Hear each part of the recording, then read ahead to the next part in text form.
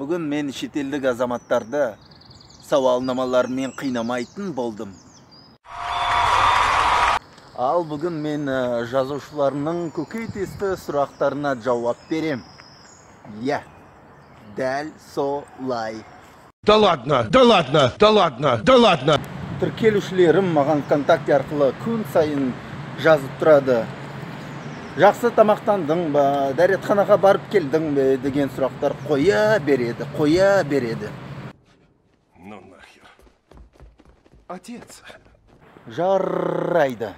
Меға қонбайтын сұрақтар болса қоя берсін. Бірақ неге маған таңғы сағат 4-те WhatsApp арқылы звондайсыздар? Неге? Молодой, горячий. Бұл ғаламшарды тоқтатыңыздар. Қалай? У тебя есть борода, я скажу тебе, побрейся, мужичок, щетина, красит пацана, а не борода. Кәне, бірінші сұрақ қандай? Мен мына сұрақты ең жиі қойылатын сұрақ деп есептеймін. 2 айдай болды олар, сен сақалыңды қашан алып тастайсың деп мазамды алып жүр. Я негодую. Сақалым әдемі ме, әдемі емес пе? Сіздің шаруаңыз болмасын. Именно здесь, бля, қызықсың, братишка. Так, екінші сұрақ. Оу, шет! Сен геймісің? Деген сұрақ мені мүлдем ятқа қалдырды. Мен ВКонтакте желісінде мына сұрақ жауапсыз қалдырдым. Өткені түнде маған ұйықтап жатсың ба? Сен геймісің деген сұрақ қойды.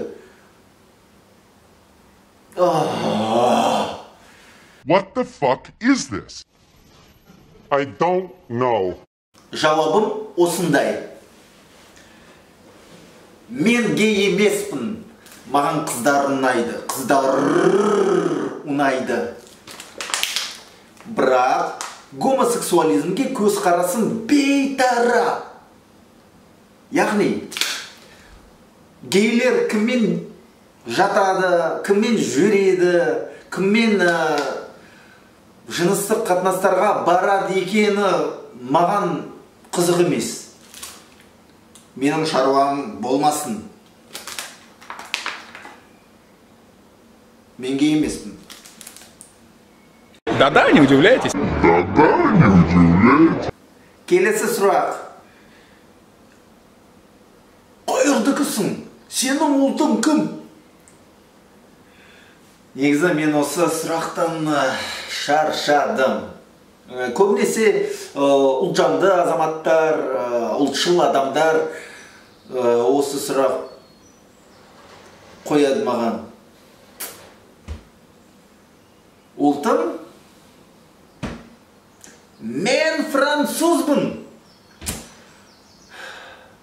Версаль қаласында туып өстім. Месье, мадемуазель, l'amour. Французбын.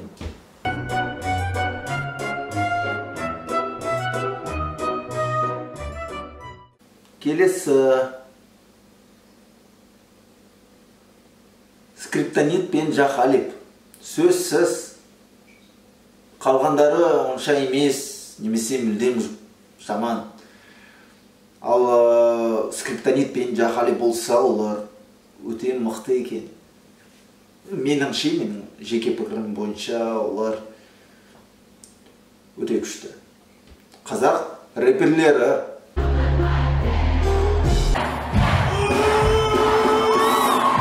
Әйтсе де, екеуі де Украинадағы соғыс басталғаннан кейін танымал болып кетті.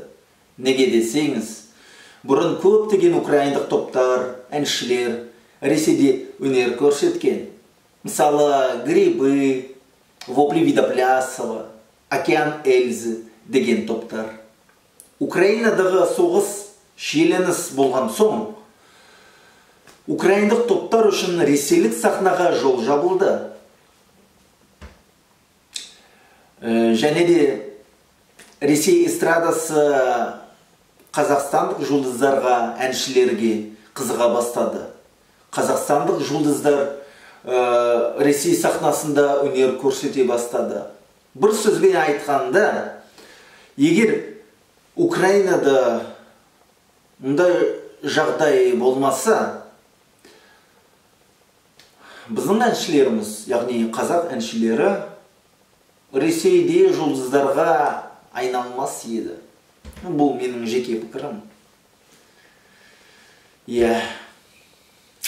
Бірақ дегенмен мен Джахалевті, Скриптонитті сыйлаймын, қатты сыйлаймын, және де құрметтеймін. Солай. Я так думаю. Аха, шетелдік қыздар. Қыздар-ай, ла-на-на-на-на-на-на-ай. Окей. Қызық екен. Ал қырғыз бен өзбек қыздары, шетелдік қыздары болып санала ма? Қалжыңдаймын, қалжың. Жарайды. Осы сұраққа жауап бермей қойайын. Құпия болып қалсын. Келесі сұрақ.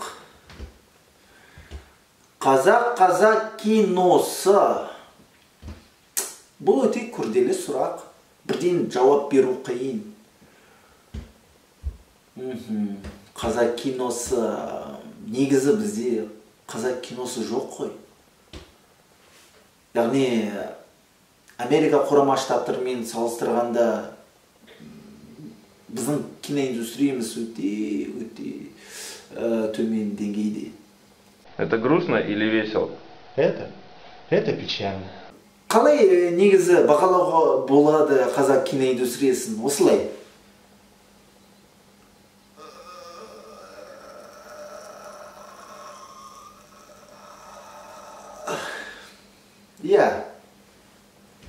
Осылай. Это грустно или весело? Это печально. Ойбай! Қайрат Нұртас немесе Төреғали Төреәли.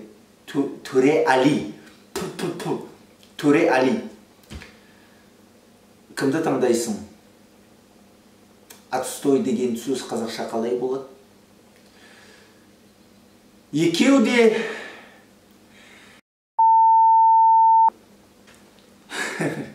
негізі қазақ киноиндустрия мен қазақ эстрадасы туралы айтарым.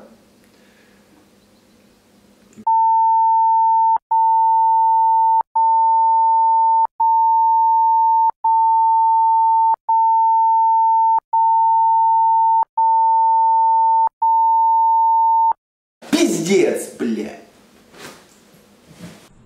Вы хоть понимаете теперь, чего вы натворили? Ақылды, тәуелсіз, мақсатты көздейтіндер. Тағы айтарым, мен үшін қыздың пәк болғаны маңызды емес. Қазіргі уақытта қазақ жігіттерінің жартысынан астамы пәк қыз алғысы келеді.